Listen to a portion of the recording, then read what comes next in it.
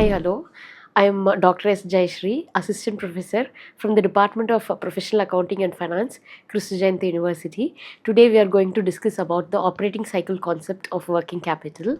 So, what's the most essential thing to run a business? It's capital, cash. Actually, cash is the essential thing. So, whatever cash we are investing in the business is called as capital. So, this capital is been divided into two types. One is fixed capital and the other one is working capital. So fixed capital will be invested in the business for a longer duration of time. For more than 10 or 15 years it will be there in the business. But working capital will be converted into cash within 1 year duration of time, that is within a short period. So working capital is otherwise called as circulating capital. Mostly a fixed capital is used for establishing the businesses and working capital is used for running the day-to-day operations of the business. Fixed capital is otherwise called as permanent capital. So what are all the assets we'll be purchasing under fixed capital is land and building, plant and machinery, furnitures and fittings, so on. So which will be existing in the organization for more than 10 or 15 years. That's why we are calling it as permanent capital. Next is working capital. So when we are considering working capital, they are the current assets of the organization. So which will be invested in the business and which will be converted into cash within a maximum of 1 year period of time. So working capital is called as the amount invested in the current assets to meet our day-to-day expenses to keep the business running without any interruption. So examples of current assets are cash or cash equivalents, cash at bank, and then short-term security investments, stock or inventory, or bills receivables. Then these are all some of the examples of current assets or working capital. Next we'll move on to the concept of operating cycle concept. So operating cycle is the time taken by the company to turn cash used to purchase the inventory into cash once again. So cash is converted into cash once again. So there is a flow chart which represents this concept.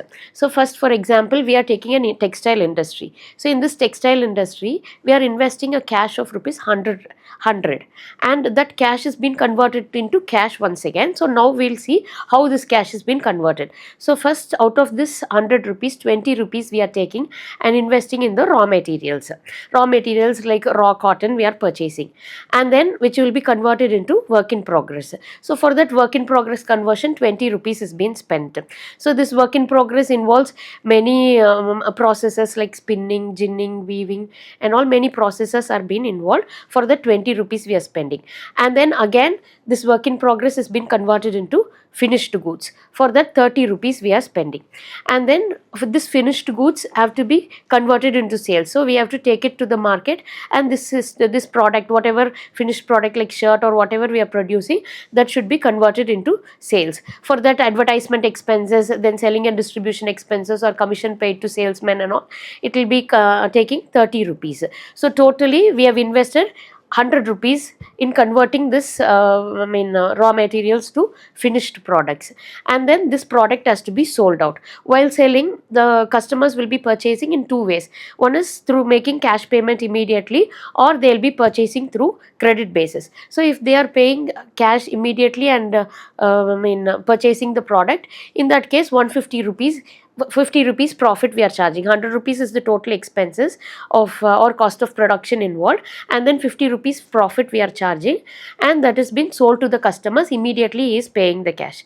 Next, in case we are selling to the customers on credit basis, means immediately we will not be receiving the cash. So he will be taking 3 or 2 months depending upon the credit policies of the organization. He will be taking some time to pay back the cash. So this cash takes 2 or 3 months. So in case of cash payment immediately 150 rupees, that 100 rupees has been converted into 150 and we will be getting back the cash. But in case of credit sales, it will be taking 2 or 3 months to get back the cash again. So again we have to invest this in business to reinvest in the business to purchase raw materials, again to continue our day-to-day operations. So this cycle is only called as operating cycle. So if we are if the operating cycle is shorter, then we will be getting the cash immediately again for reinvesting in the business. So our business cycle will be faster. if the process is slower, if in case the customers who are purchasing the products on credit basis are not immediately paying, even after 3 months also if they are not paying, it is taking delayed, then in that case we will be having our own commitments, we need to pay to our suppliers or other commitments will be there, that will be delayed. So in that case we have to go and again borrow loan from a bank, or a short term loan we have to borrow, or bank overdraft you have to go in that case our expenses will be increasing, we have to pay interest to the banker, so our expenses will be increasing. So as soon as we are able to convert this cash into cash once again, then it will be easy. So in this video we have discussed about first what is meant by capital and what are the various types of capital like fixed capital and working capital, and what is the operating cycle concept of working capital, and what is the process involved in converting the cash into cash once again, that is the operating cycle concept. So all these we have discussed in this video. Thank you all.